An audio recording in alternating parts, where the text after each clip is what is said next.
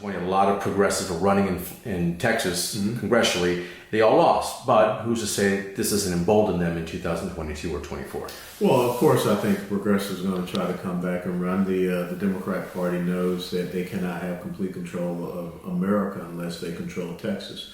But when you look at the executive orders on the border security issue, you look at the executive orders that are, canceling the permits for the Keystone XL pipeline.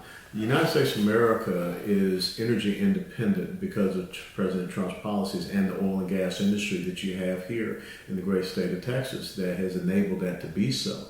And so you have to be very concerned about the Green New Deal and these leftist energy policies. The number one exporter of liquefied natural gas in the world, that's out of Port Arthur, Texas. So why would we want to take ourselves back? And going back into the Paris Climate Accords, which is nothing but a major global wealth redistribution scheme that will hurt Americans, hurt jobs, hurt our energy sector. So those are big concerns for the people here in Texas. And of course, when you think about our economic viability and strength, you're talking about a state that has the 12th largest economy in the world. And you look at now how they're seeking to undermine that economic growth and opportunity and prosperity that we have seen.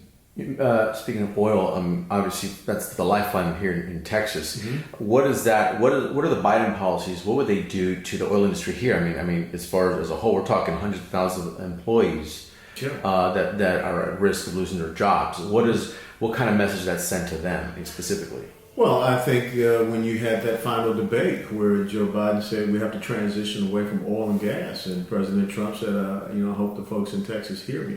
And so now, he is following up on the things that we always believed that were there.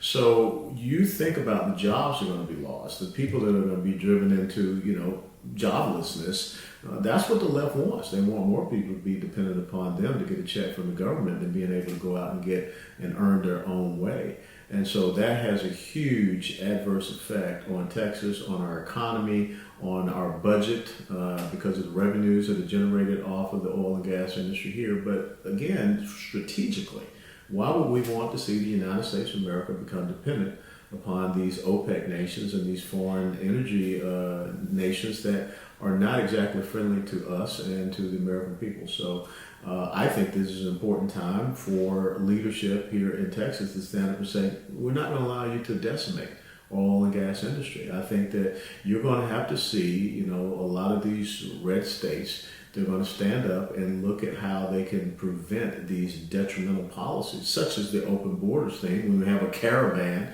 that is all ginnied up looking at coming toward the United States.